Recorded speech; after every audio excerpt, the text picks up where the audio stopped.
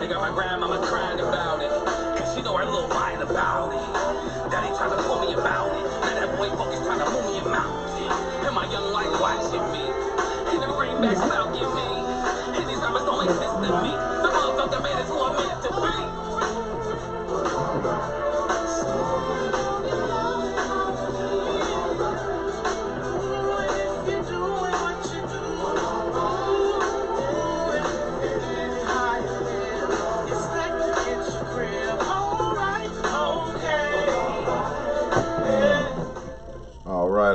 All right. What's happening, world? Happy Friday. Welcome to another episode of Cognac Confessionals. I'm your host, Deshaun, here at Where Media Meets Studios in conjunction with VJ TV, Pharaoh Films, History in the Making Entertainment, Keep It Cloudy Productions. You know, it's Friday. All of y'all out there celebrating the destruction of the Twa people. We don't fuck with that shit. Just telling y'all off top, we do not fuck with that shit, you know. So, only St. Patrick we acknowledge is ghosts. Yeah. And Tariq. Rest in peace. Rest in peace, ghost St. Patrick. You know what I'm saying? Even though I saw some silly stuff where they got internet theories that he didn't actually die. Hey, yeah, you know, hey. That'd be crazy. Fake your own death. Ain't that show coming back on tonight? Mm-hmm. Actually, yeah. It's finna crank up. I used to look forward Jermaine, to what's up, bro? On Friday night. Now I'm going home to watch Power and BMF on Friday night. Yeah. BMF is going. Yeah. Yeah. So, you know, it's March 17th. You know what I'm saying? Spring is almost upon us. You know what I'm saying? I get ready to tell y'all Happy New Year in a minute. You niggas celebrate New Year's in January. You niggas is doing it backwards. But I got a very, very good show lined up for y'all tonight. I'm going to let everybody introduce themselves, starting with my esteemed co-host as usual. Hey, what's up, y'all? It's your boy Pharaoh, a.k.a. Pharaoh the Most, a.k.a. I do just a little bit more than you. Just a little bit. What you doing? It's Camouflage Rail in the building, man. We got a good show. Y'all stay tapped in. And I'm gonna do my Igor Beach tuning in. What's up, my guy? Igor. I'm very humbly cocky, and I love to see my people doing things. And tonight's guest is personal for me because this is my family. You know, real spill. You know what I'm saying? It's my cousin right here, and this young man is doing great positive things and has is a true testament to belief in yourself, and you can get far in doing what needs to be done. And like I said, y'all can tell I'm a little elated. You know what I'm saying? Because like I said, I love when my family is doing shit and cousin is doing his thing. I'm gonna let him introduce himself, but hey, doctors in the building. Introduce my cousin, Dr. Taramazz Harris, in the building tonight. Glad to have you here. You know what I'm Thank saying? you for having me. I go by the name of Dr. Taramazz Harris, a.k.a. T-Maz. Yes. I'm currently a clinical psychologist with the state of California, instructor at Cal State East Bay, and co-owner of Love Cloud Restore Private Practice out in Fairfield, California. We here. If I was a doctor, I wouldn't even have no AKA. Just call me doctor. Man, you gotta man. Sometimes we gotta keep it to the origins. Yeah, you know what I'm saying? Doctor, rapper, author. Right. You know, straight out the streets of EPA. You know what I'm saying? That's family right here. This is, like I said, it's a beautiful thing. And I'm gonna have some more of the clan come on the show, you know, in the future. I'm trying to promote everybody what they got going on, because I'm proud of my peoples, you know, and proud of everybody else as well. Y'all got something going on, holla at your boys. We about that. So for the world that don't know you, the people that don't, give them a little background about yourself, cuzzo. For sure. Originally born and raised East Palo Alto, California. I, grew up in a single parent household. Grandma raised me until I was about 10 years old. Shout out to Grandma Nell, Grandma Dolores, and all my ancestors out there, man. You know, raised up in East Palo Alto in the village section. Mm-hmm. You know, sleeping on pallets, stuff like that. Fordham. Right there on Fordham. Big shout out to everybody in this section. Yeah. Moved around a little bit throughout the Bay Area. I decided to go to college and also pursue rap. That was one of my passions early on, is hip hop music. And so, you know, I pursued it through writing lyrics and as an actual artist as well as a producer. So I did a little bit of that for some time, dropped some albums and a couple videos on YouTube. Y'all can go check those out. It wasn't paying me enough though, so I decided to go back to college. And so I got my bachelor's from San Francisco State University.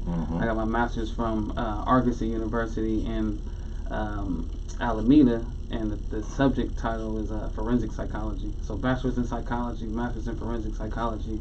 I got my doctorate in 2019 in clinical psychology from Capella University. It's been a legendary run, man. It's been a journey. A marathon of experiences, man, and that's sort of what I wrote about in this book. I released my first book called The Legendary Run, and it's in Barnes & Nobles right now. That's what's up. So, this path, this journey, because, you know, is, you know, I've watched it, you know, and it's, like I said, it's a beautiful thing to watch people blossom and achieve greatness. You know what I'm saying? Because looking at the, I'll say typical, I ain't gonna call us black because y'all know I don't associate with that. We're not black, melanated beings that we are. People go to college for different things or whatever. And a lot of people who go to college for their major or whatever, they don't get a job based on what their major is. And becoming a doctor in psychology, you have to do the full ride all the way to finish that goal, or else you wasting your time, just being honest. And you did that. You stuck it through. That's beautiful. But like I said, man, I'm and I can't be more of a proponent for higher education. Like right now, I work in social services for Alameda County, right? Yeah. And people be popping up like, "Hey, I got my bachelor's. You think you can get me in?" And I be like, "Man, you can have your master's. bargaining chip. You have your master's, and they'll treat you like an intern.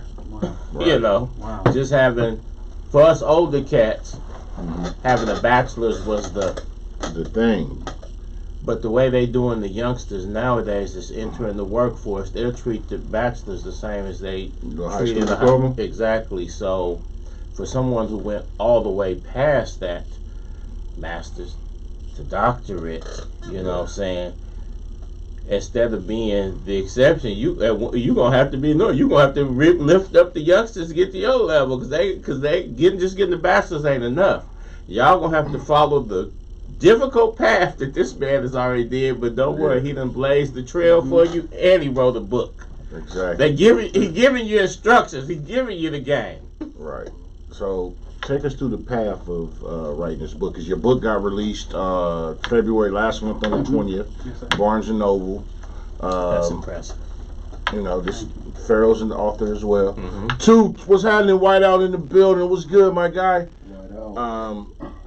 So take us through the journey of writing this book and what it means to you and whatnot. It really started off when I was as far back as I can remember. My approach to the book was utilizing narrative therapy. Narrative therapy is an evidence-based practice that assists folks in processing different childhood traumas. Right. And the strategy in using narrative therapy is you have the patient in the room think as far back as they can to identify different traumatic experiences, and they'll discuss them leading back up until today, somewhat of a time jog.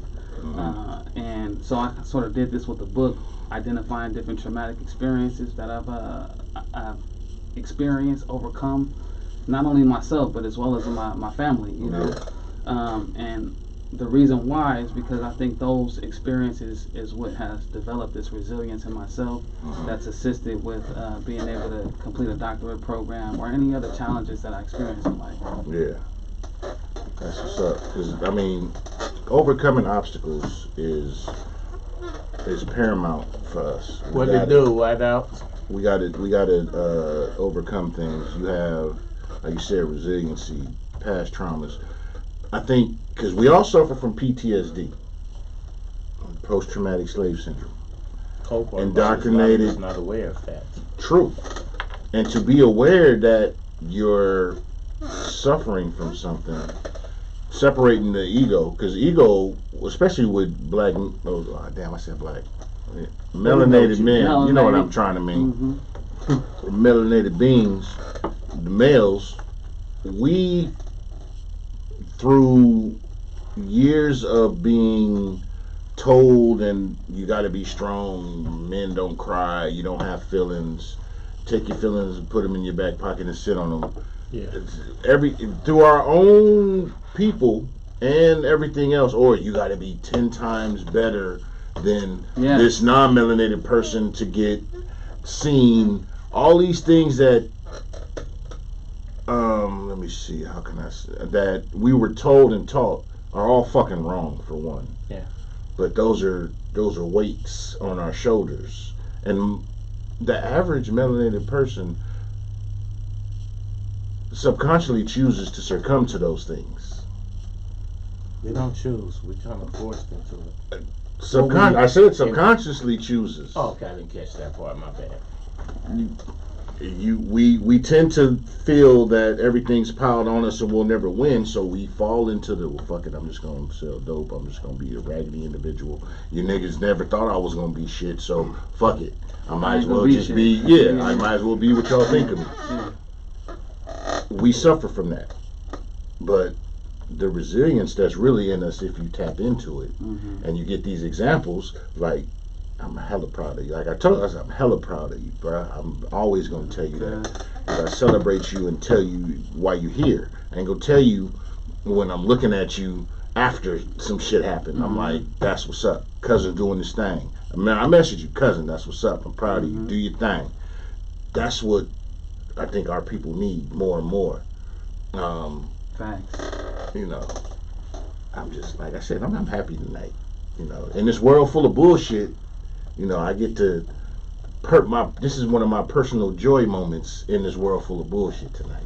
To kind of piggyback off of what you were saying, recently I got a niece that's up at Cal, and I was kind of dismayed that she was seeming down, and she said basically, my family background, I'm at a disadvantage up there, my family background ain't prepare me for life at an elite university. And I'm like,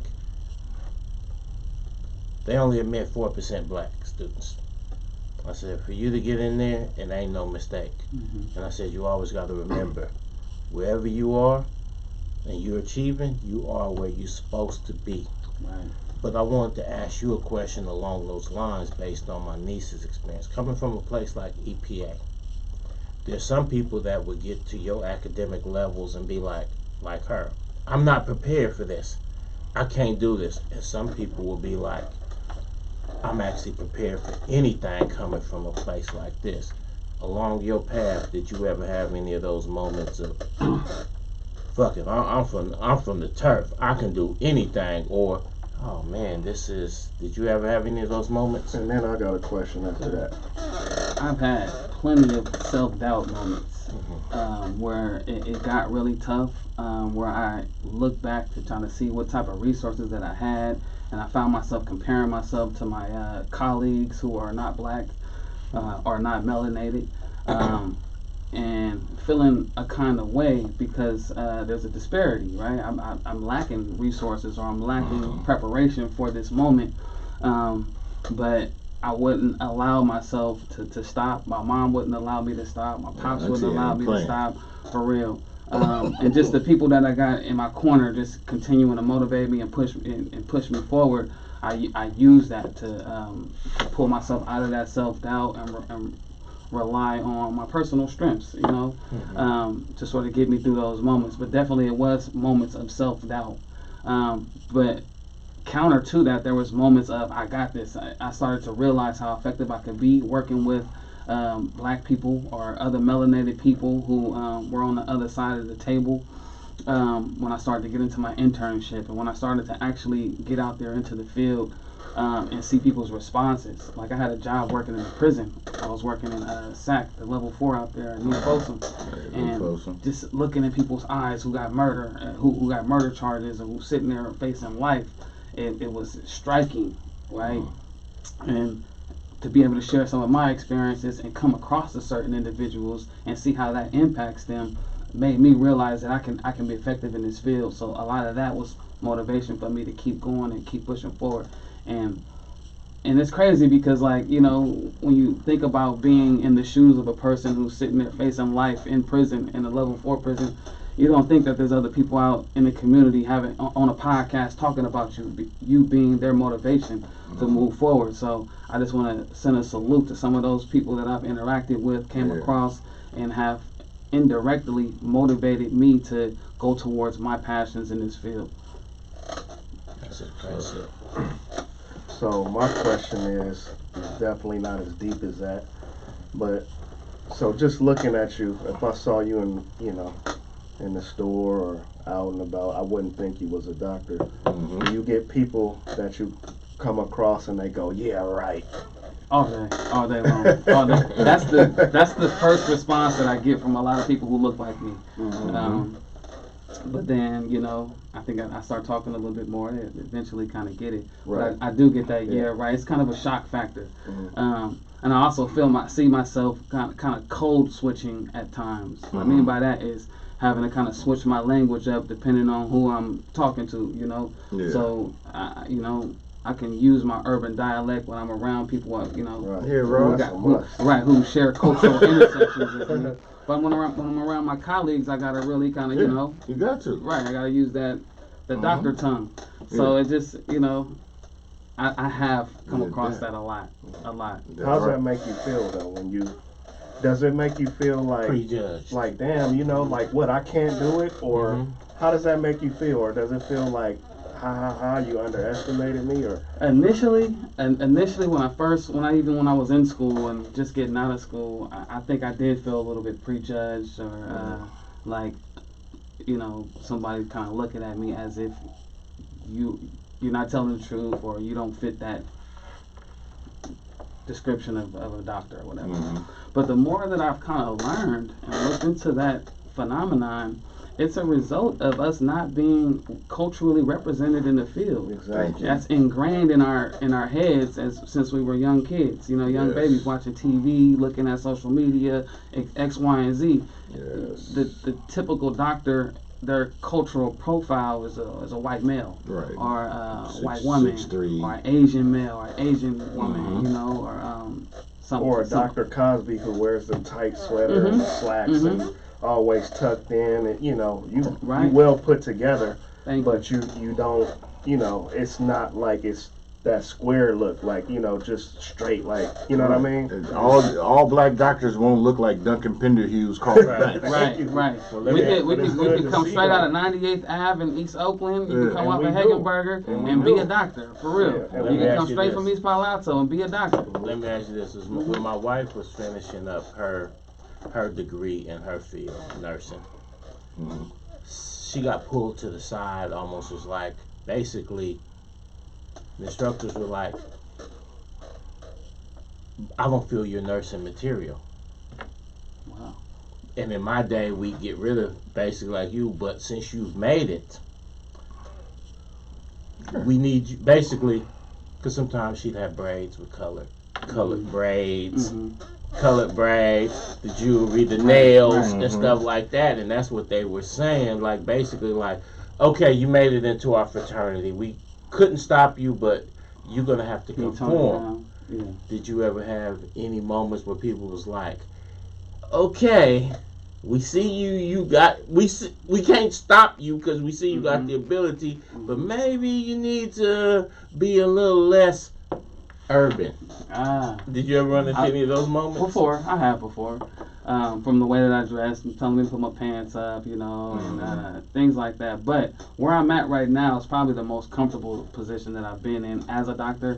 I currently work at the Department of State Hospitals, and it's a place that kind of embraces diversity. It's in Napa, right? So you think that it's just wine country, right? You think that it's it's just out in the Uts. they looking at me and they're getting a little afraid or intimidated, but don't get me wrong, I do still get some of those microaggressions from different people who may be intimidated a little bit by my background. Because like going back to Fly's question, probably when you walk through the door, there's some people that be like, "There's no way this guy Right. is Right. the He's doctor." not. He doesn't fit. I He doesn't fit the get it. Carlton mold. Definitely got that. Definitely got Right. that. Yeah. Shout out to cousin Luck But watching. The more they worked with me, the more they seen that I'm competent, that I'm able to complete the duties of the job. Just the bottom line. Exactly. And it don't matter what I look like, right? Exactly. As long as I'm, coming through and completing my job and being respectful and handling my responsibilities, I'll come up in there with whatever I want to ride.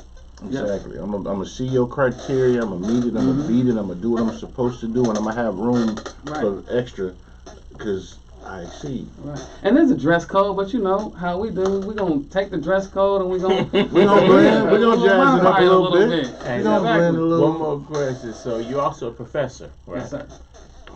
In your class, do you ever come across somebody you be like, "Wow, this is a young me"?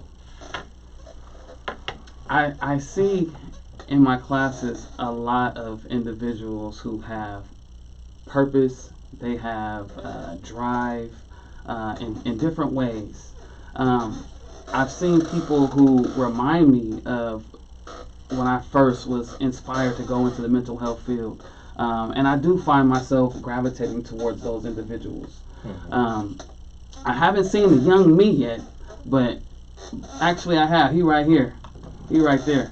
There he is. Little cousin. That's Me right that's there. little cousin. He in there I'll watching. be looking at my little sons and stuff, man. But I do in the field when I am working as a professor, I definitely do see a lot of young people who are motivated, who are inspired, who have drive to go far in the field. I see that they have certain characteristics that will assist them with going far, like being able to multitask, plan, good decision-making skills, being analytic, just being all around responsible. I think some of those things that I see in certain people are definitely characteristics that will assist them along their journey. And I do see people all the time who have good drive, good passion, and all that. So I just do what I can to encourage them to keep moving forward. That's a blessing right there. Cause I know if I was a youngster and chose a field like that, I would probably be like, "Oh Lord, man, these professors, they ain't gonna understand me, they ain't gonna get me, this and that." And then I walk in the classroom, and I'll be like, "Oh, okay, okay." You're like, bro, cousin. Okay, yeah. This is somebody who can understand He there. where I'm coming from I've seen those and where I'm moments, too. trying Yeah. to go. I've And seen like, those moments. okay. Because when I worked in a prison, I worked in ADSEG. So it's the section of the prison where if you commit a crime in prison, you go to the jail in the prison until your charges are adjudicated. Then you go to the SHU, the long-term lockup or temporary lockup. So I worked in temporary lockup. And a lot of time when folks come in there, it's kind of nerve-provoking because you already in prison, so you catching a new charge. So there's this concern that you're gonna do more time, X, Y, and Z. And it's also, I worked in the mental health section, so you're gonna be assigned a clinician to work with. 99.9% of the clinicians are non-black, as well as non-male, and so. That's not by accident. I know, Wow, right? say that, I stood out Because like a you sore need- thumb, and I had a lot of patients who came in there, and when they seen me, there was a sense of relief. There was also, when you look at their chart and see how kind of guarded they have been with previous clinicians, and compare that to what the work that they was doing with me, you'd see a progression, And I think what I'm really trying to get at this, or just the real meaning in all of this, is there needs to be more cultural representation of melanated people in the mental health field. True. But We're the most mentally. But what's the roadmap to get to that? You know what I mean? You gotta catch Like them in just high school. we know that, but how do We can, What's the let's do it. Let's do it. Yeah. So, get a high school diploma. Even if you don't get a high school diploma, get your GED. Yes. Good Boom. enough diploma. Go to college. Go to junior college. You can go to junior college. You don't have to complete junior college and get an AA. Go to junior college. While you're going to junior college, even in that first semester, contact the university that you'd like to transfer to. Yes. Figure out which program you want to go in. If it's mental health is the goal, psychology, there's social work programs.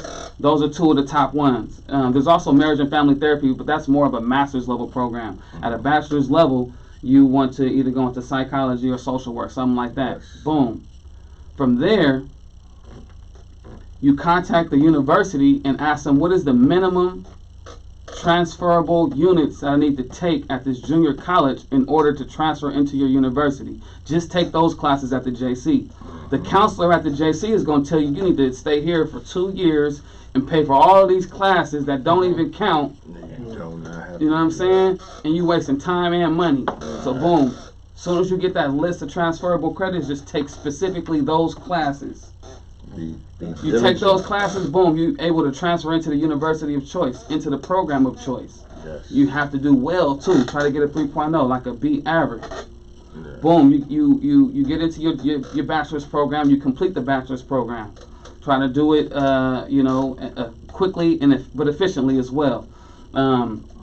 After you get your bachelor's degree, begin to work in the field, but also start applying for a master's program. They have accelerated master's programs in which you can get a master's in 1 year. I got my master's in 13 months. Yeah. How you do that is you just you can contact various different universities online. They have what they call hybrid programs where you complete a majority of the work online, and there's also a component that's in person.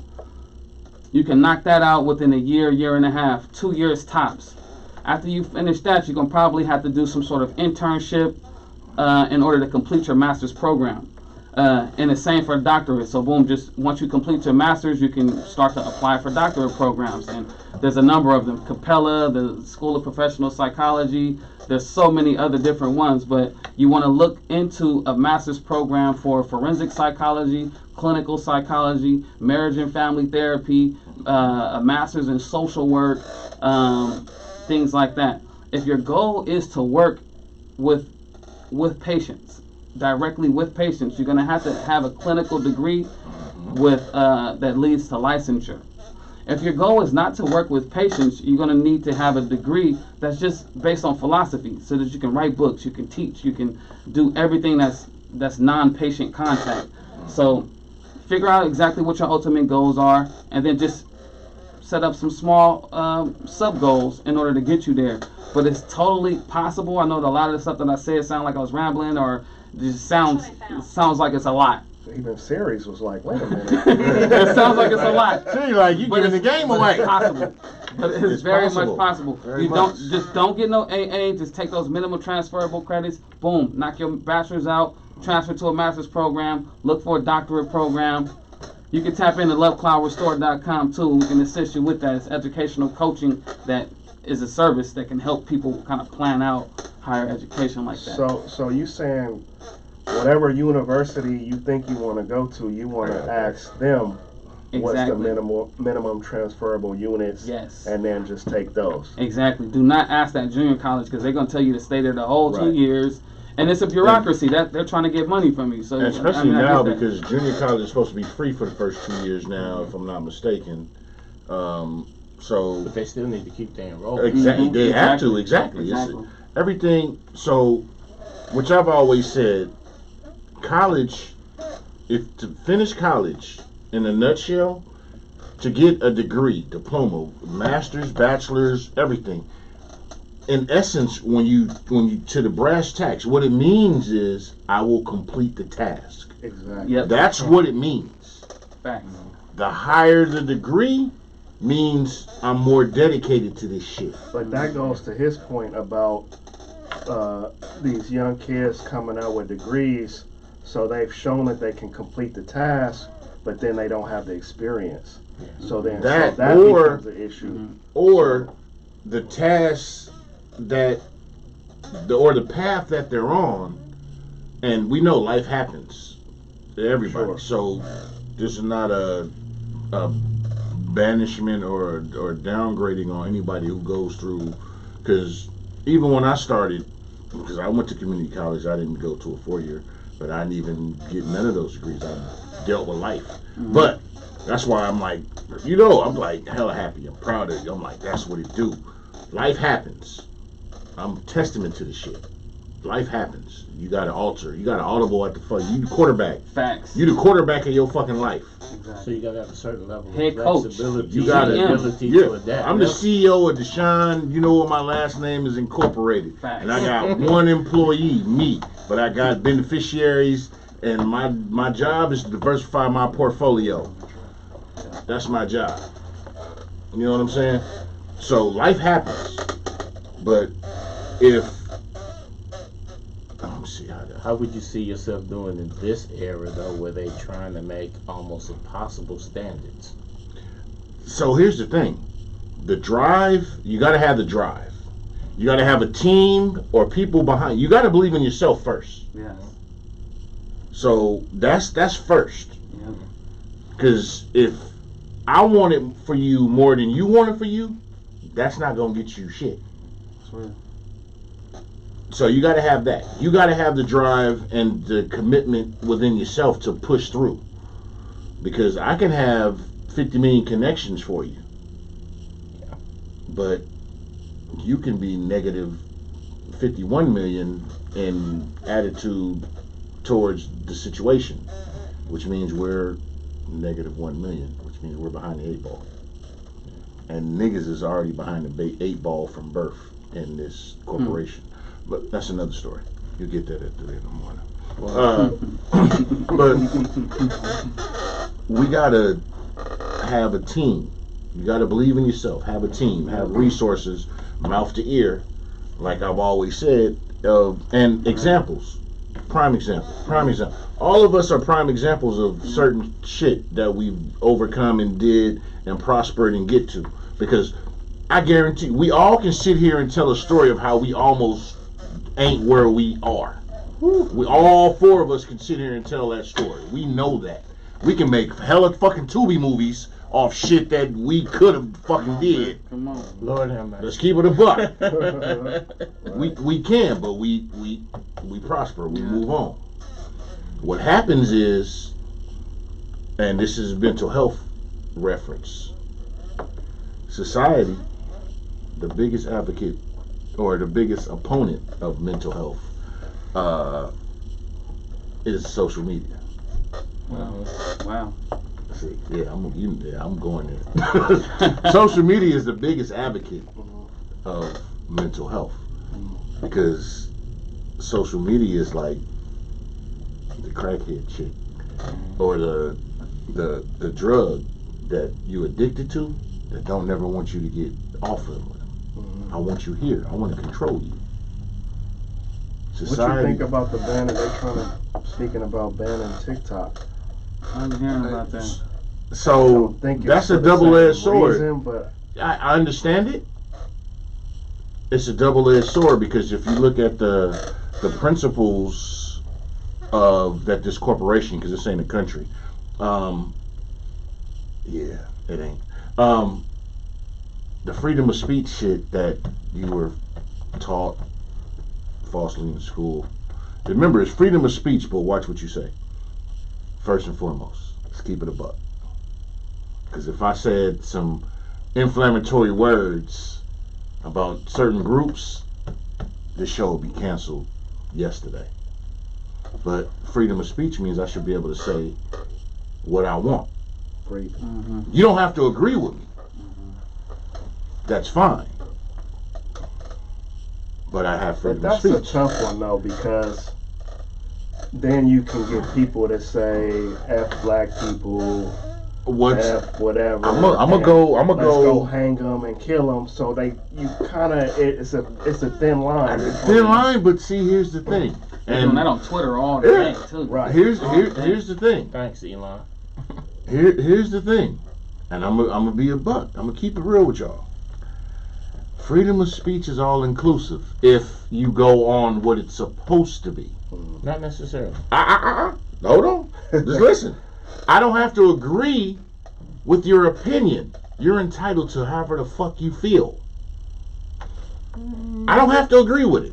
That's not the true philosophy of The true fuck whoever told y'all the shit that y'all own. If you gonna say freedom of speech, it means to be all encompassing. No, you've twisted the meaning. No, I'm not. I'm not twisting anything. I'm just saying what it means. I'm not diluting the that's shit. not what it means. You're actually saying no freedom of speech with limitations. As much as I love your opinions in regards to freedom of It's control. speech argument, I understand it. You are 100% incorrect. Okay. When they wrote in freedom of speech in there, it was a meaning of, he says, fuck the government. The government comes and arrests him for that. The government says, hey man, we don't like what you're saying and we're going to persecute you.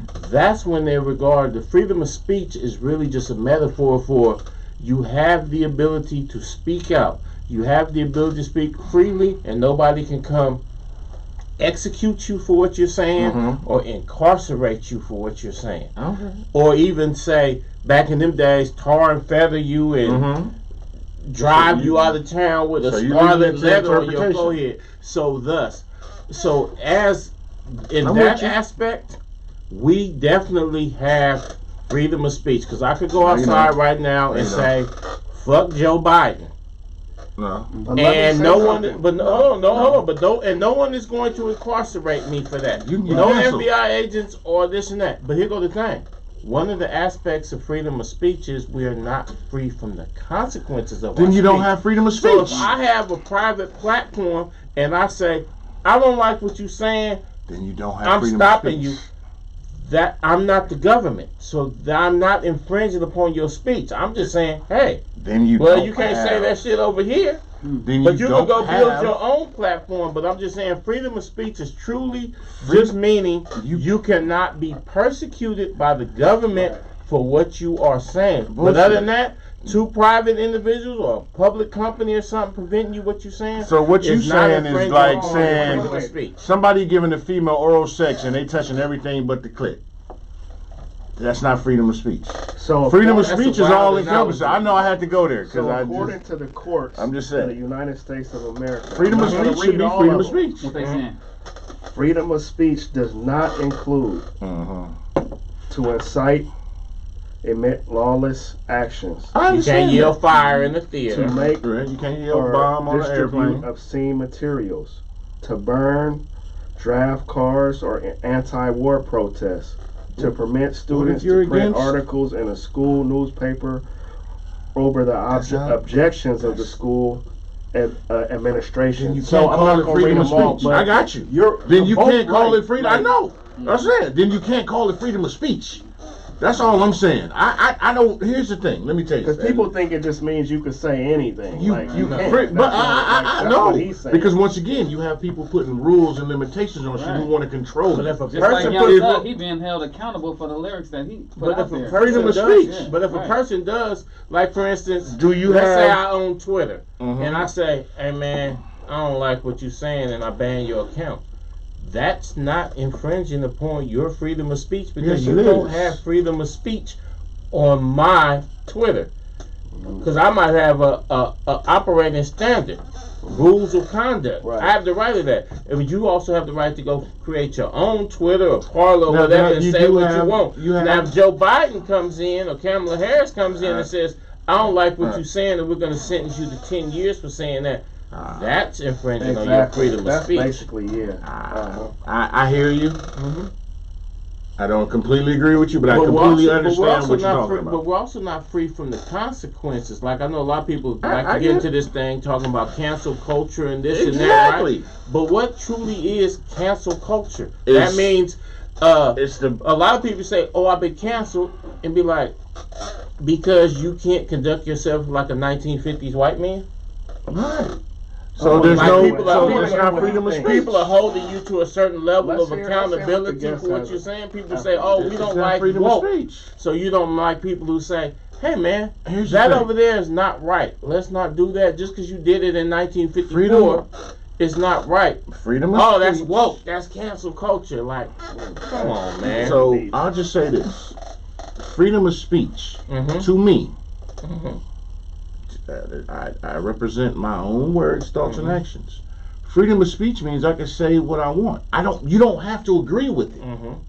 That's the thing about it. I don't give a fuck if you agree with it or not. Do you believe in a social contract? Do you believe in certain levels of civility within society? There are some of those things. There's layers to this. So I'm with you. I understand that. But all I'm saying is, when it comes to freedom of speech, let me finish. If you're gonna call it freedom of speech, it needs to be exactly what it says. Fucking interpretation. Because if you put limitations on it, the word freedom should not be involved. So you're saying it shouldn't be called that. Thank you. Okay. Call the shit what it is. Don't sit here and tell me this is an apple and it's a motherfucking grapefruit. Don't fall for the right wing talking point. I think it kind of goes back to like the early slavery days. You know, when a black person said something back then that incited other blacks to want to go against, to like use their mind, kind of go against the social norms, then it was a problem, right? And you see that these days with different artists who are being held accountable for their lyrics, especially when we live in a free society, supposedly free society, where we are able to use freedom of speech. Example, like way back, I remember Sibo was being held accountable for some lyrics that he had said back in the day. He's the original. And they were trying to give him a murder charge for it or something for but he something still had to had do to with serve cops some being years. killed. He had to serve something, and part of the DA's evidence to convict him on that was his lyrics and his songs. From what I understand about it, and I think they're about to do some of the similar things with Young Thug. And it kind of goes back to what I said, the first point that I had made, that when a melanated person is exercising their right for freedom of speech, and it encourage other melanated people to act on it, it intimidates somebody. And those folks who it's intimidating are designing laws to try to hold us accountable for that, and go to jail and do all this stuff. So that's my little point on it. Speaking of laws, hold on.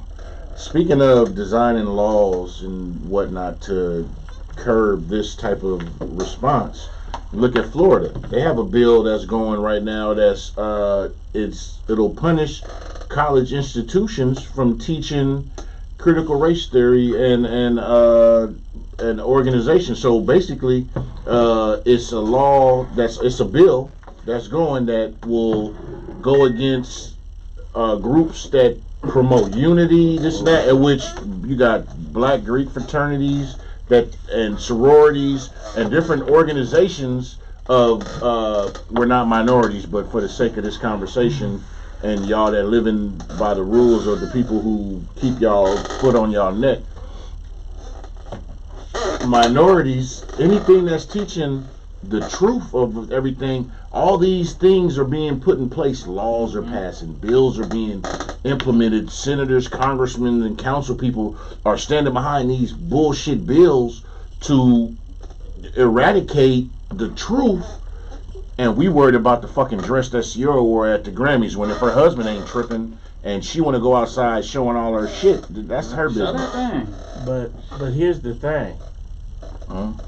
Them people is truly playing in our faces, and they are playing and pandering to the hillbillies, because you can't show me a university in America that teaches CRT, critical race theory, outside of a law school setting. Exactly. There's not a single one. So while they're grandstanding, they passing these bills and they talking about they can't be taught in school, and the hillbillies are getting all worked up. There's not a school in America, especially not a high school or a middle school, and it's definitely not taught in undergrad. And then what is even the purpose of critical race theory? Is to get these people who are going into law school, who are going to be holding people's fate in their hands, to be able to have a context of why a black defendant might be coming from a certain background or mindset. That's all. So when they're on there, when DeSantis, I think that's the Florida governor, when he's passing these bills and when this and that, he's really putting, you talk about performative, he's really just putting on a show for the hillbillies, and they're sitting there frothing at the mouth, and I'm sitting there like, Good Lord, the average it's being American entertained. really is stupid. For all Yeah. y'all that don't That's know, being entertained. for all of That's y'all that like don't that. know that shit, watch the news and y'all see that they're trying to ban critical race theory and all that. To his point, critical race theory is an elective for those that are in higher learning. They Yeah. got people thinking that this No is high being school taught freshman is in learning. junior high school, in high school. It's not. And they ready to go to war over it, And though. it's crazy. They're man. ready to go to war. But here's the thing. The last thing I want to say about it. Go ahead. No, go ahead. I had a gentleman. I'm gonna call him a gentleman, but I think he's a jerk. Okay. Tell me, No, oh man, yeah, did you see the It was some senator, some Republican senator. I'm not Republican or Democrat. First of all, let me say that. Fuck both of them. I'm independent. Exactly. I think for Man, myself. did you see they voted such and such in? Man, thank God he's gonna ban that critical race theory. I said, dude, they're not teaching critical race theory nowhere. And he Your just fifth looked at me. grader is not getting And critical he just race looked theory. at me and I just started understand blinking what you're like saying, but I he got a didn't know rebuttal what to to that. say. And I'm Because just you've like, been watching Fox News and I don't they watch none got of that them shit. all worked up. But one thing about when you use SIBO, one Mhm. thing in regards to that, Gavin Newsom actually just signed a bill Oh, you can't where use you lyrics. can't not allowed Right. to use that. But what Yeah, shout out there's to some the- people who have been convicted of that, and there's attorneys and stuff who Yeah. are trying to raise money to overturn that. to go back and reappeal these people's case, because there's some people who are sitting and been sitting in Mhm. prison a long time, and at the end of the day, the lyrics was what convicted them, not even no actual evidence, the lyrics. So their convictions need to be overturned. So when causes like that come along, Mm-hmm. if you got a few dollars to throw towards it, throw towards it, because there's a lot of cats sitting right now in the penitentiary that Yeah. oh yeah. are kind of That sitting has there anger. because of Yeah. kind of they really shouldn't be there. Mm-hmm. I got you. So with if you that. got a few bucks, man, throw in for that, man. And if you get a chance to do, I spent the majority of my life ignoring jury duty summons. Go to jury Man, duty. And now did that you I've ever been- get a subpoena? I mean, did you ever get like a warrant for that? I've ignored No, everyone. but I've You never ignored get a it. warrant. But then when I became aware that I could go in and Yeah, help make a understand. difference with somebody, I I'm never a- get them no more. Here's hey, to your Oh, point. wow. I I'd don't love to sell on the jury. I will.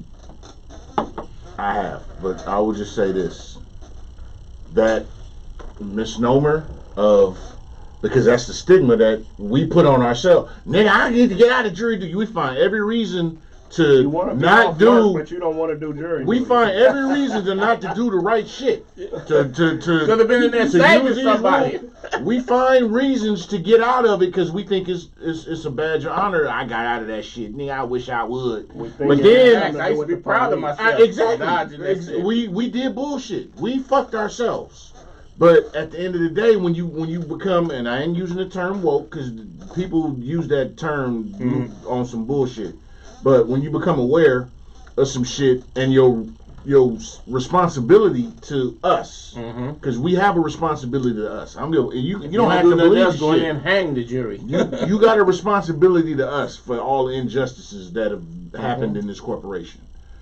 When you actually go and you sit, the thing about it is, because remember last week we was talking about being leaders and followers.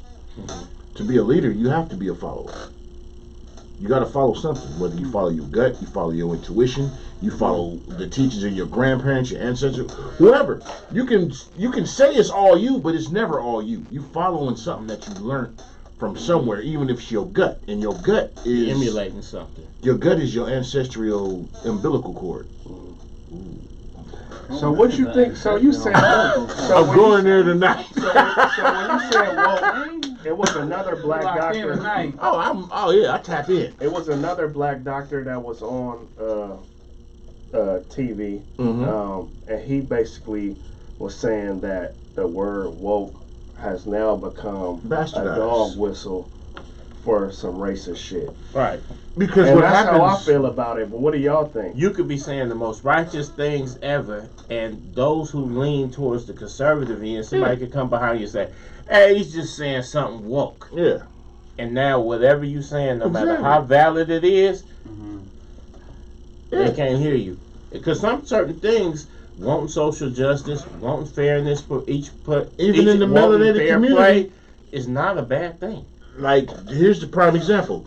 You've all heard this where in the melanated, community, oh, it's one of them Hotep niggas. And motherfuckers would be like, oh, we don't want to hear that joke. shit. Now it becomes a joke. Right. No matter what them good Hotep game they knowledge niggas. or something. Oh, No them, matter hey, what they good say, morning, it's a joke Queen. now. Good morning. Grand That's one of Rising. them Hotep niggas. Grand Rising. And people fall into that shit like, you niggas is falling for the banana in the tailpipe. Once again, some shit that you could, some knowledge and information that really could be coming to you from a righteous place, because you don't have the intestinal fortitude to separate fact from fiction and bullshit. Yeah. You want to just roll with the punches. Oh yeah, that's one of them Hotep niggas. That's one of them woke niggas. That's yeah, why they we be ain't- hating Kyrie. I personally kind of thought Kyrie was a little bit off the lunch on some of his theories, but the fact that he's willing to question things and was apparently trying to gather information on both sides, I said cool. And then I worked with a bunch of people be like, oh, Kyrie on that Hotep shit. Like, you dismiss it. yeah, Because right. don't get me wrong, we become nothing wrong with seeking It's knowledge. gotten stigmatized. right. We to be- become to be like victims, woke or to and be we swallow conscious and shit like we that. swallow that But you shit. gotten stigmatized, so when you do that and people talk about it, nobody listens. You don't want to be the outside. You don't But want to there's be. nothing wrong with seeking knowledge, and there's also Thank nothing you. why with questioning the status quo. Which why I Because don't as black blindly people, leave as myself to the melanated shit people y'all in be America, talking. as melanated people in America, the status quo has not necessarily served us. So when anyone questions the official narrative, or anyone says, "Hey, I'd like to get some more information about this," question, that's not a bad thing. So being a Hotep ain't a bad thing, just as long as. But what they'll do is they'll take certain people who are dogmatic about And make certain them the things. face of it. Exactly, and they do that to make things look And- raggedy. yeah. You go take the most, like if we talking about conservatives, like most of my family is conservatives. They always in the military, this and that. They're very conservative, right? Mhm. So I've listened to the conservative talk.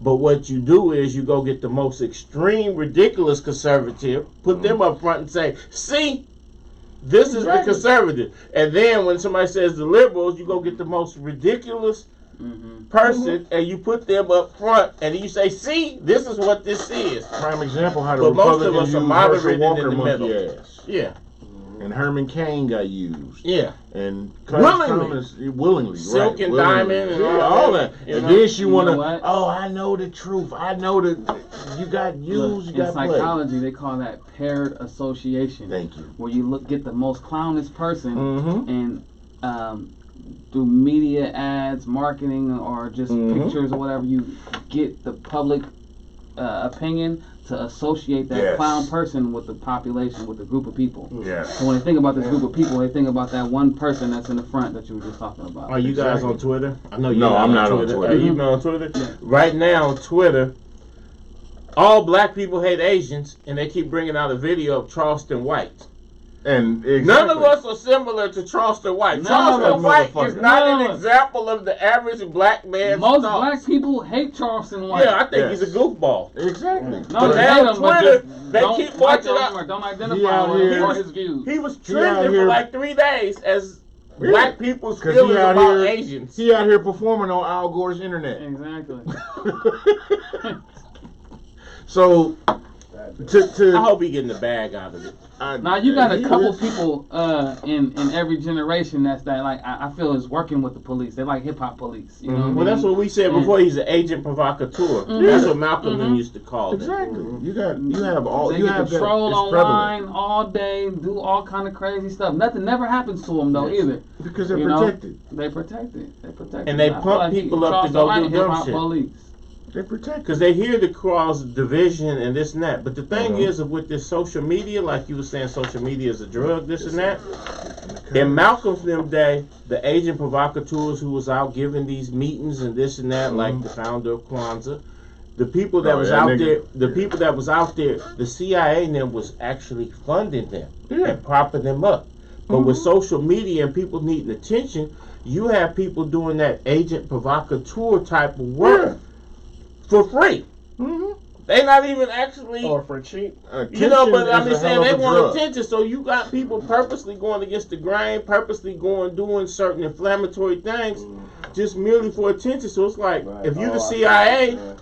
or you part of any government agency that want to destabilize or do certain things, I think in the will of in the participants intelligence are world prevalent. they call them useful idiots. Yeah. And you got a lot of useful idiots out Grandma saying would tell us, inflammatory he just things and special. doing certain things Yeah, he just That's my baby. and they amplifying What certain they say in the messages. South? Bless your heart. But one quick thing about TikTok, Give him a cold as drink. as black folks, we should actually be happy that they banned TikTok. Because if you kids is on TikTok, Exactly. when TikTok starts figuring out from just like Netflix, if you ever Yes. go on Netflix, Mhm. once Netflix figures out you're black, I don't care how white the movie is, the thumbnail that it shows is gonna have the one black person Mhm. in it. Yes. Wow. When I TikTok noticed figures that. I out The, noticed the When Matrix is real. when TikTok algorithm figures out that your kids are black, That's all you gonna get. all of a sudden, ultra black conservatives will start appearing in their feed. It could be Mhm. people with just a few thousand followers, Yeah. and they'll be in there saying this, that, this, and that. And next thing you know, in the case of like my same niece that I was telling y'all about earlier, her and my other niece, I was sitting there. We was looking for a movie, and they said they don't want to see a movie with too many black people in it. And I'm sitting there like, what the fuck? And they're like, well, black movies. I don't like diversity. Yeah. And now I'm looking at two What- black girls What Big Daddy can't say? Two black girls What you want? who are only in certain places because some of our ancestors got whooped in Selma, this and that, saying they don't like diversity. They don't want to see a movie with too many black people in it because that means it's going to be diverse, and they don't like diversity because diversity is really reverse race. They were saying, like, they was literally sounding like, I was like, do Candace Owens come visit y'all at night? Like, where y'all getting it? And then I But realized they that's- spend all day on TikTok, and these are But the it's a influencers. double-edged sword too, because Double-edged sword. it furthers the divide, right? Mhm. Because you get that on one end, but then you also get, the ultra conservatives, as we want to call them. I call them racist. Mhm. You know what I mean? I was That- trying to be politically correct. that basically get the same thing, right? So you get people who are kind of in the middle, who are like, they kind of feel more comfortable with this bubble, so then they kind of go that way. And I feel like you're right, like it kind of spreads us out and divides us even more, because they looking at all the stuff that thinks that a lot of this, the woke is right and woke is what we need to be, and CRT is real, and Every organization on some rhyme or reason gets infiltrated. Yes. And Why do you that's think that is? because the thing is, just like I'll just use my stance on freedom of speech. Prime example. If the principle of freedom of speech is what it is, it means I embrace everybody. I don't have to agree with you. I'm just speaking on the word freedom of speech. I don't have to agree with you. See, that's the thing. We have freedom of choice. I don't have to agree with you. But at the same time, as long as if I'm able to say, this is how I feel, and this is how I feel you should be able to say that's how you feel. I don't have to agree with it. But I can't expect me to Think say that's the expectations of civility, though. that's a different thing. You adding layers of context to this shit that once again that your massa has put on you. I understand it, but I'm speaking on the clear definition of the words, and we can go to etymology if we need to. So you're using a literal interpretation, where I'm using a contextual. Yes, and Okay. that's the problem. So that's what we did. Yeah. So that's what I'm saying. If But we're we're going to call, agree to disagree. we're good. But I'm saying if we're gonna call something, call it that. Stop trying to say, don't give me this glass of cognac and tell me it's tequila. Okay, so that's literal. Call it what it is. And we fall for the hook and ladder, banana in the tailpipe shit all the time, because that's why you're sitting here defending the shit you're defending. And that's why you're promoting this shit. Exactly, because I'm But we about gonna what it agree to is. disagree. We're good. But you should agree with me. Once again, 5 + 4 = 9, 6 + 3 = 9. I don't But argue 10 with people. minus 1 equals 9. Exactly. But let me say something. But Though, listen in to regards to what you were saying Yeah, about mine how time. these One organizations is get infiltrated, one of the reasons why so much gets infiltrated is because we don't properly gatekeep. Right. And we don't hold standards. Like some people will say, "Oh, I'm cheering for everybody black," and I saw an interesting thing on Twitter where someone said, "I'm cheering for everybody black." That's cheering for everybody black. Right, it's selective. I don't do it's that. Selective. Right now, you know in I San used Francisco, to believe in that until I understood. Mm-hmm. Because we agree on that. Selective So- morality is Right. is a huge thing in black communities too. Yeah. Yeah. Because we Being only root selective for who on we when you want to wanna root apply for. your morals. As long as you ain't doing better than me, I'll support you. Right. God damn, say that term again. Selective morality. Yeah. Being selective on when we want to apply morals to a situation. Chris Rock just did his shit, the selective That's outrage. that's Just that's like prime what we talked example. That's the term I need because I was just speaking to my sons, right? And in our family, we've been on both sides of the violence. Mhm. I have family members who have been murdered, Mm-hmm. and I have family members who have murdered, Right. including my son, Mm-hmm. who's now in Folsom. You said New Folsom, but my son is in New Folsom right now. Whenever somebody has ever killed somebody in our family, we want them took out to 14th and Broadway and executed. Mm-hmm.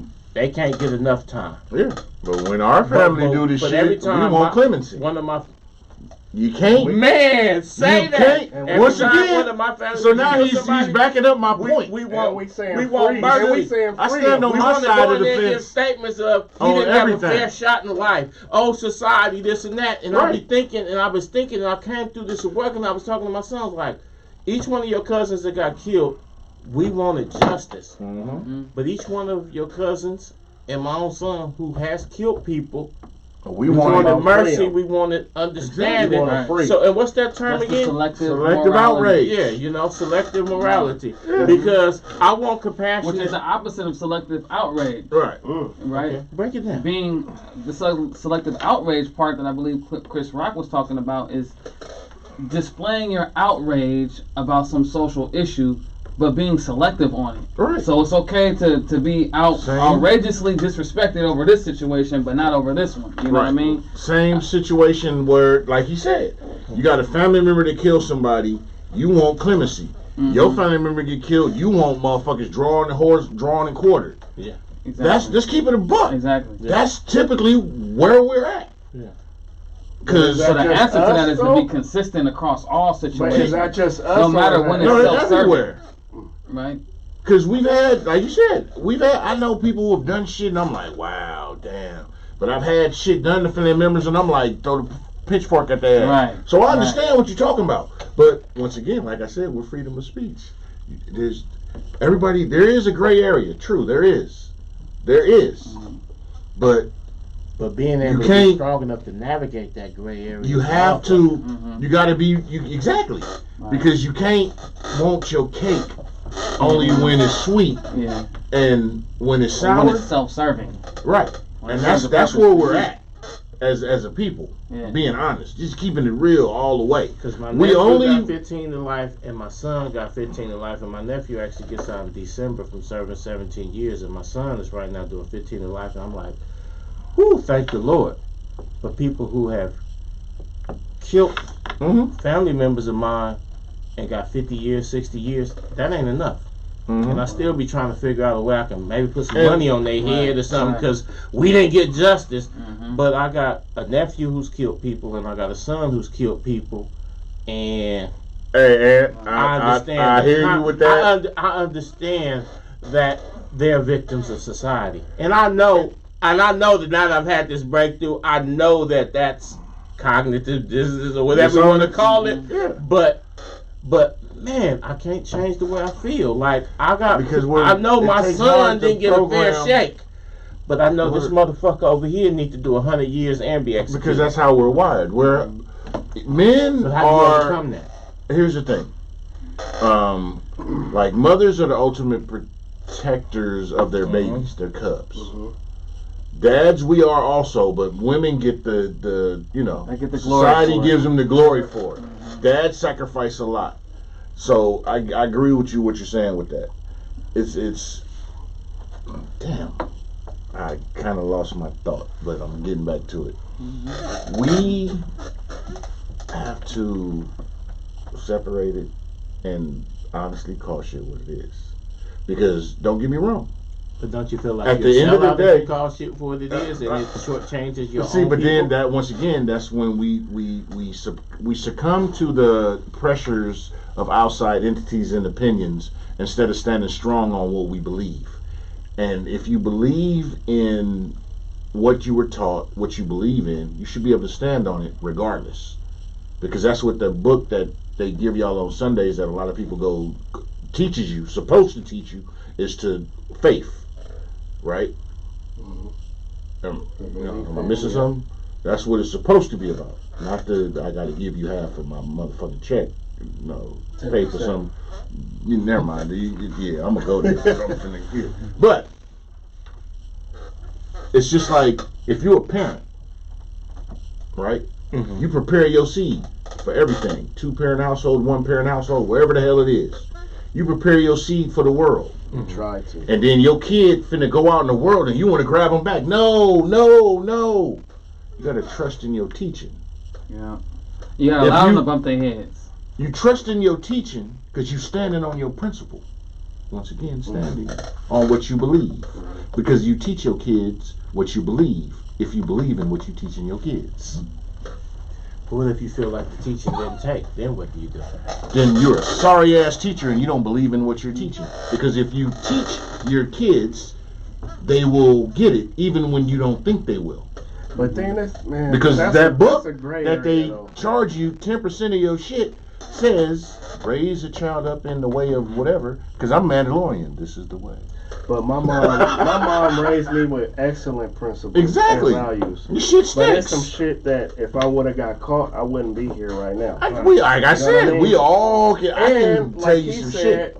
This shit that'll You never gotta come bump out. your head and all that too. So I did a lot of stupid head bumping for You know why? no reason at all, other than just You know why?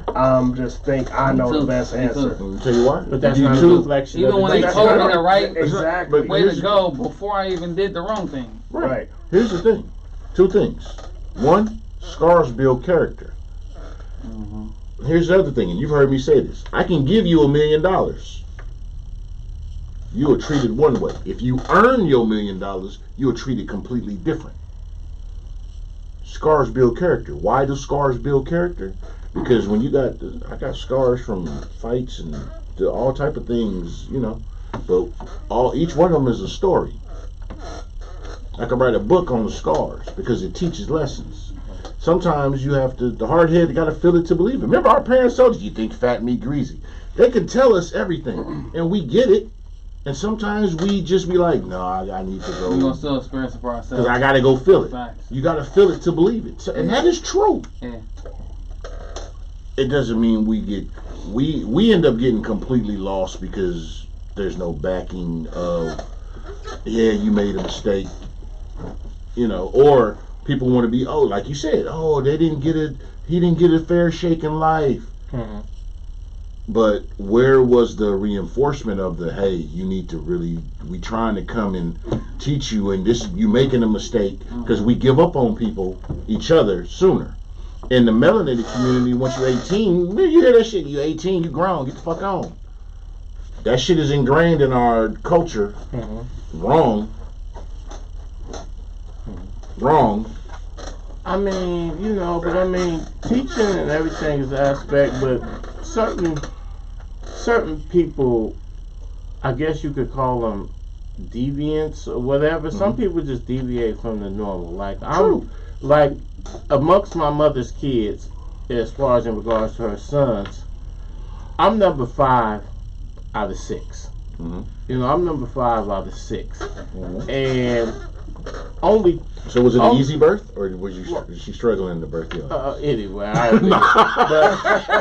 but only two of us made it past the age 25. And one of them, the only reason why he made it past 25 is because he's actually in the 27th year of being in jail of a 30-year sentence. I'm the only one of my mother's 6 sons. She had more kids than that, but I'm the only one of my mother's 6 sons who made it past 25 and not sitting in a penitentiary or somewhere like that. That's also part of, in regards to psychology, also why I'm sitting here stuck, because I didn't prepare for the future, because in my mind I wasn't gonna be here. But also for the future, And now the that's future is traumatic here. in itself. That's We all traumatic in got itself. trauma. There's so many young black men, even in this city, Oakland, that we in right now, Yeah. who don't believe they're gonna see 21, right? And imagine how they're living life with the impulse, you know, no lack of impulse control, lack Kill or of be killed. respect for others. You know what I'm saying? It just go. You know. Yeah.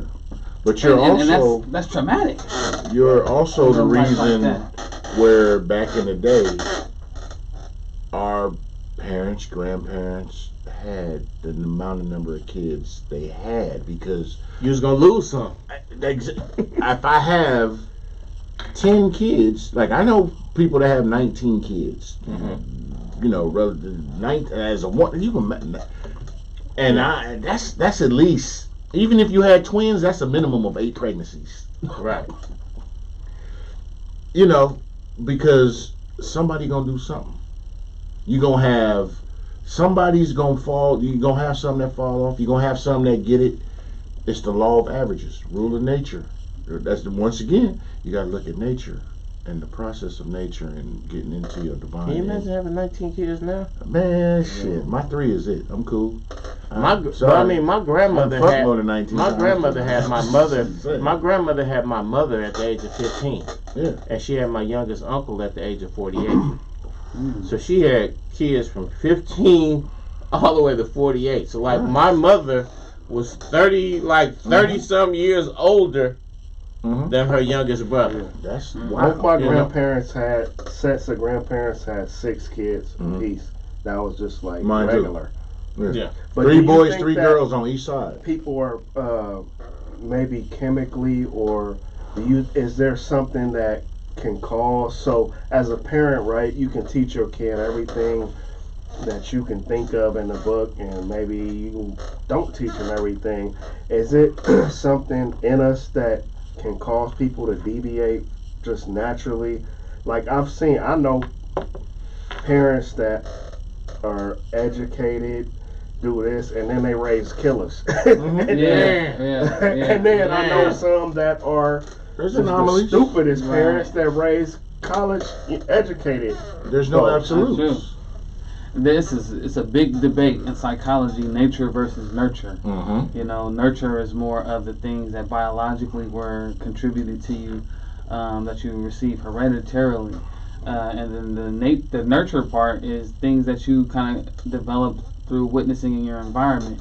I mean, you can come up in an environment that's perfect, right? Yes. A Huxtable environment, and still turn out to have unfortunate outcomes. Sure. It's really on the individual, on their preferences, on their passions, their goals, their temperament, how they respond to direction from their parents, and just The stimuli. put all that together.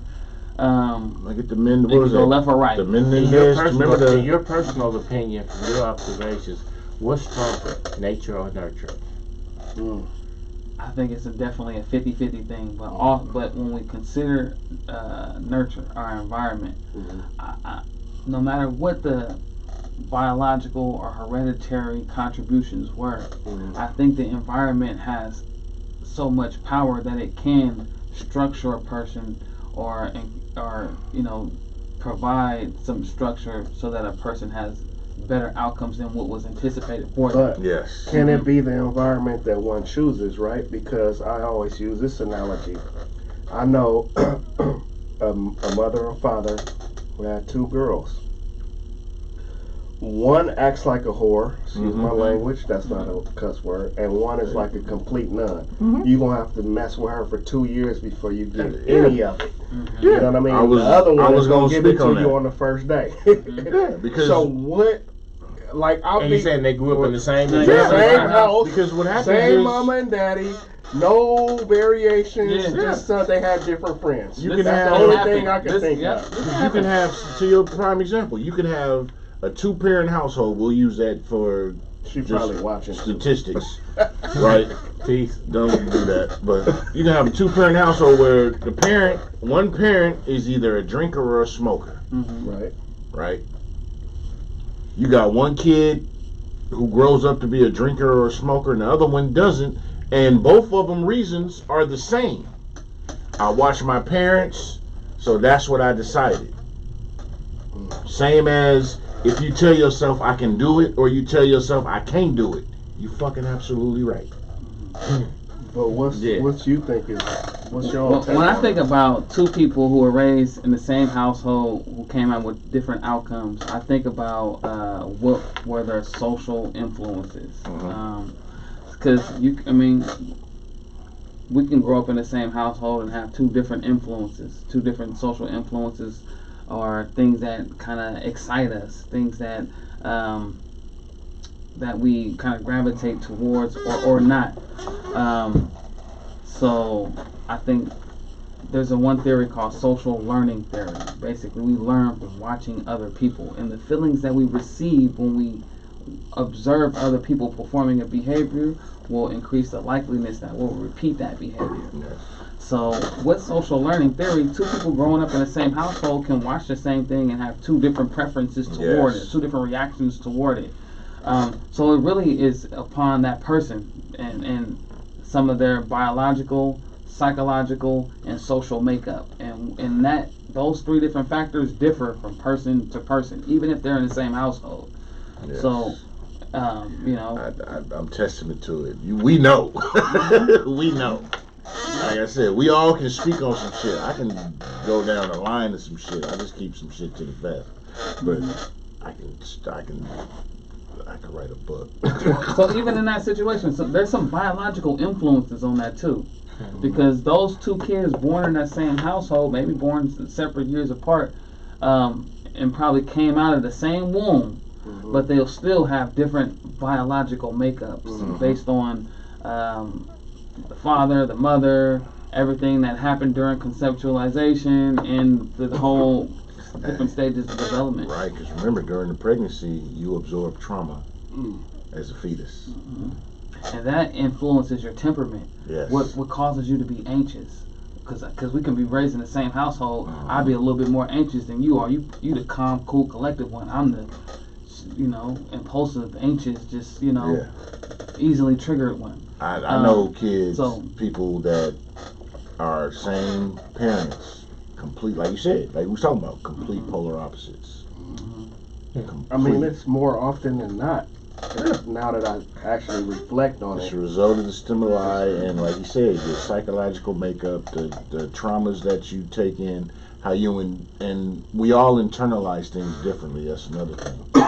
Like I was saying, you can have two-parent household or even a one-parent household where and I'll use the particular narrative that most of us grew up on. The mom is the one in the household, the dad's doing his own thing. He might still be a part of the family structure, but different household. So the mom is the person you see the most every day, and she's dealing with all the pressure, stresses, factors that she had to deal with.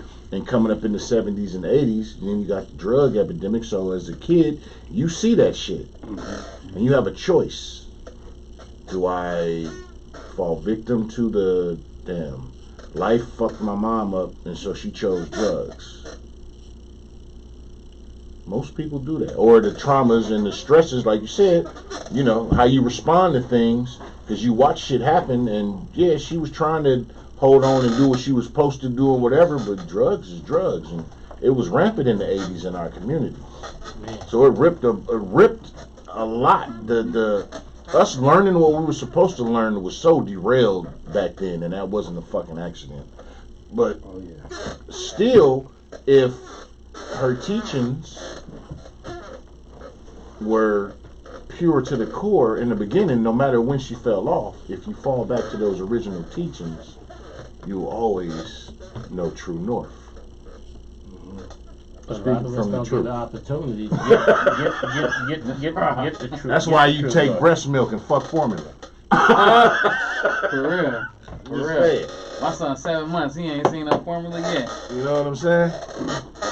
Now, but plasticity, the brain's plasticity, our brain's ability to absorb different stressors, it varies from person to person.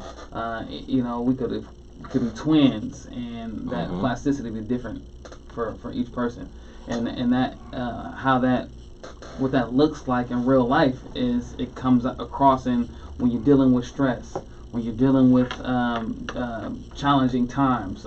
Somebody can deal with it a little bit more stoically. Somebody can deal with it a little bit more anxiously, and it can feel like they're more impacted by a situation more than another person. So I think our brain's plasticity, the ability to absorb stressors, things like that, it differs from person to person, and that's one of those biological contributors to who we are. So if you're a person who has a family member or somebody that grew up in the same household, since that's what we're talking about, and you realize, damn, this person, let's say they're going your route, they doing the school thing, they doing right, and you feel like, man, all I want to do is the opposite.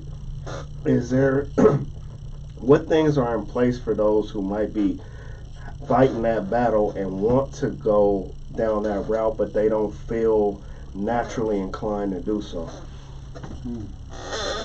I think that's where discipline comes in. And we know what discipline means. This is the plan. I like that, discipline. But I also want to just remind folks that we got to think about our own passions. You know, we got to think about what our ultimate goals are in life too. And I think that helps remind folks to buckle down and get back on track and to move towards their goals. But, you know, thinking about what your passions are and things like that, discipline is big, you know. Being able to focus, being able to be strategic, being able to, you know, stick to one goal and from start to completion, those are all huge fucking characteristics to have in this world.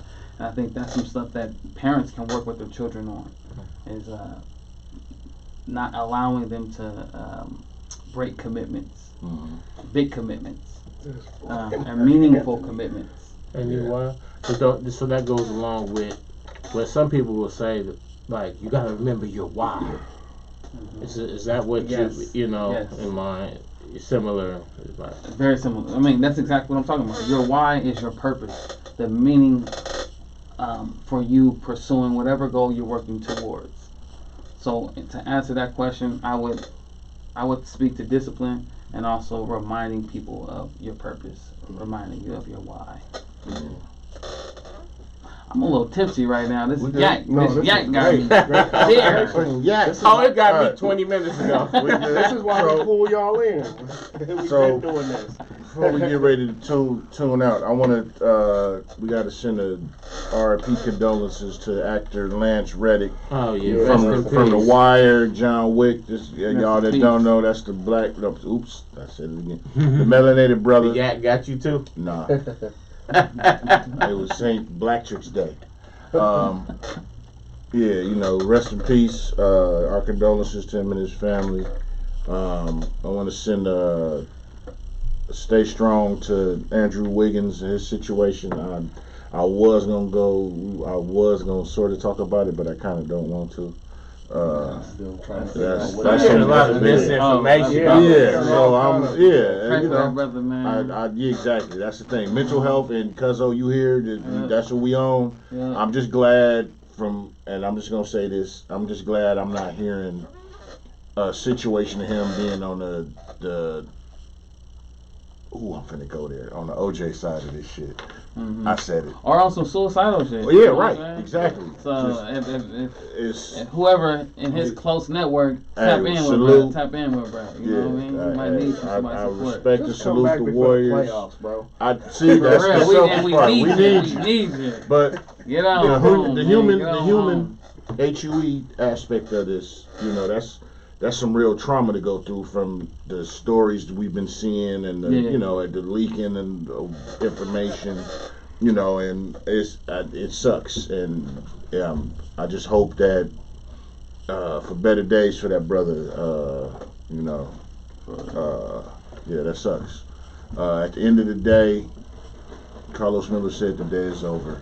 Cuzzo, once again, I'm gonna give you your flowers, your roses, your blunts, your snifter full of yak while you're here. I'm proud of you. Love you to death. I've watched my little cousin from when we was little, and we're what, 8 years apart? Yeah, we're 8 years apart. So just watching, knowing where we come from, everything we've experienced in life, seen, had fun doing shit growing up, the curveballs, everything that life has thrown us, and watching from where we, the essence of the yolk of where we was in that skillet, and to see where you at and what you doing, it's a beautiful thing. And I think society, once again, social media, that fentanyl that everybody uses, conditions us to not acknowledge this shit. And then when shit happens, it's, oh man, I should have did, I would have. And this shit, like I said, I'm juiced tonight. And I don't have a problem as a full melanated man saying I'm happy for my guy. Thank you. You know what I'm saying? There's nothing wrong, and anybody that comes on the show, what they doing, I salute them. But my personal shit with it, which y'all don't get a lot of personal shit from me, but this is it, and one of them, and there's some more, because y'all know my family is out there. We deep in the motherfucker, and we in a lot of areas of shit, and I'm reaching out trying to get us to come out and be like, hey, whoa, I may tell y'all everybody who is and who not, but I may not, because I'm to the vest like that. But tonight I was like, yeah. So tell everybody where they can find you, your book. Yes, sir. Hey, man, y'all can tap me in, man. I'm the only T-Man. It's on Twitter, Instagram, Facebook, all that, man, at the only T-Mazz. The book is called A Legendary Run. It's out in Barnes & Nobles right now. Go ahead and add that to your cart, man. We got the single, A Legendary Run. It's a theme song for the book. It's on iTunes right now. And the soundtrack to the book, A Legendary Run, drops on March 27th on Apple Music and all other digital platforms, man. So make sure you go ahead and add me up, tap in, and I just want to send a big salute, big shout out to the whole Cognac Confessionals. You know what I mean? It's definitely been a pleasure, man. I love it, man. Let's get it. Good. That's what we're doing. What you doing is Camouflage Rail, KAMMAFLAGE, with the @ symbol. Y'all tap in on Instagram, definitely on Facebook, and yeah, man. Y'all, thanks for tuning in, and be sure to go to YouTube and tell your folks who ain't got this on Facebook that they don't have to miss the episode just because they don't have it. They can tune in to YouTube and watch all the previous episodes that we got, and tap in. We got movies, we got videos, we got doctors, we got lawyers, we got thugs, we got killers, we got drug dealers, we got everybody who has a voice. High school kids, baseball players, college bound kids. Oh yeah. We support. And tune in next week. We got Damian Mackey, former Oklahoma Sooner, coming in, entrepreneur. It's going to be another great show from a very educated brother that's on a higher level. So tap in. And hey, what's up, man? This is Pharaoh, aka Defeated by the Cognac. You can catch me across the board, man, at Pharaoh Films, man. That's Facebook, Twitter, Instagram, all that. I keep it simple. Thank you for tuning in, y'all. And as always, I'm your host with the mostest, humbly cocky, the guy in the sky, and your chick has her eye on me. I'm just joking. No, I'm not. Yes, I am. Seriously. I'm Deshaun. You can catch me on Instagram at Cognac_Confessionals, Facebook Cognac Confessionals, YouTube Cognac Confessionals. Like, subscribe. Y'all tune in, man. We really be trying to elevate, motivate, and not procrastinate. You know what I'm saying? We trying to educate everybody and expose our people to a wider audience. I appreciate everybody that tunes in consistently, everybody that tunes in sporadically.